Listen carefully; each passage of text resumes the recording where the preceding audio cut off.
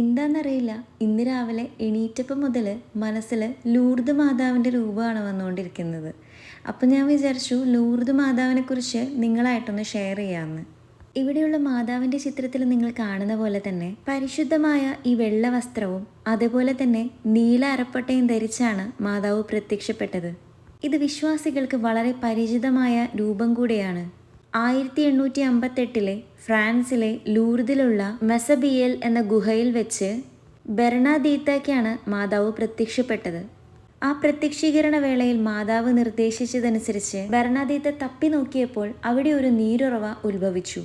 അതെ, അത്ഭുതകരമായ നീരുറവ. ഈ വെള്ളം രോഗശാന്തിക്കും ആത്മീയ നവീകരണത്തിനുമുള്ള ഒരു അടയാളമായി കണക്കാക്കപ്പെടുന്നു. ഇനി ആ ദൈവമാതാവിൻ്റെ നിർമ്മല ഉത്ഭവത്തെക്കുറിച്ച്.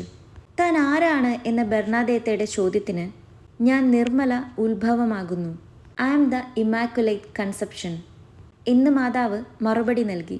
അമലോത്ഭവ കന്യകാമറിയം എന്ന വിശ്വാസ സത്യത്തിന് സ്ഥിരീകരണമായി ഇത് മാറുകയും ചെയ്തു.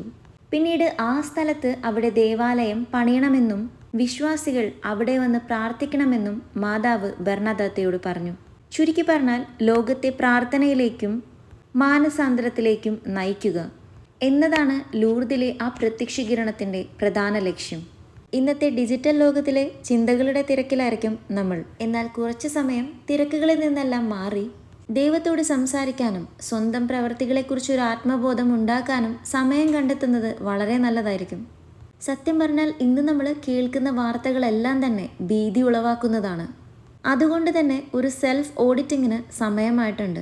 നിങ്ങൾ ചെയ്യുന്ന കാര്യങ്ങൾ എന്തെല്ലാമാണെന്ന് വിശകലനം ചെയ്യുന്നത് നല്ലതായിരിക്കും. അലസത, അമിതമായ അഭിമാനം, മറ്റുള്ളവരോടുള്ള അസൂയ തുടങ്ങിയവ നമ്മുടെ മനസ്സിലുണ്ടോ എന്ന് ഇടയ്ക്കിടയ്ക്ക് ഒന്ന് പരിശോധിച്ചു നോക്കുക. അത്തരം ചിന്തകൾ വരുമ്പോൾ തന്നെ മനസ്സിനെ വേറെ വഴിക്ക് തിരിച്ചുവിടുക. മാനസാന്തരം എന്നത് ഒരു ദിവസം അവസാനിക്കുന്ന പ്രക്രിയയല്ല.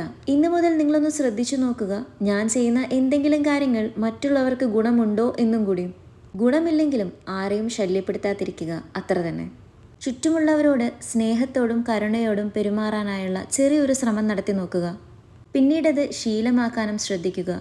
ആ സ്നേഹം മാത്രം നിങ്ങൾ മനസ്സിൽ സൂക്ഷിച്ചാൽ മതി, ദൈവം കൂടെയുണ്ടാവും. അപ്പം നമുക്ക് എല്ലാവർക്കും ഒന്നിച്ചു തന്നെ ലൂർദ് മാതാവിനോട് പ്രാർത്ഥിച്ചാലോ? ലൂർദ് മാതാവേ, അങ്ങയുടെ മക്കളായ ഞങ്ങളെ അങ്ങയുടെ നിർമ്മലമായ സ്നേഹത്താൽ പൊതിയണമേ.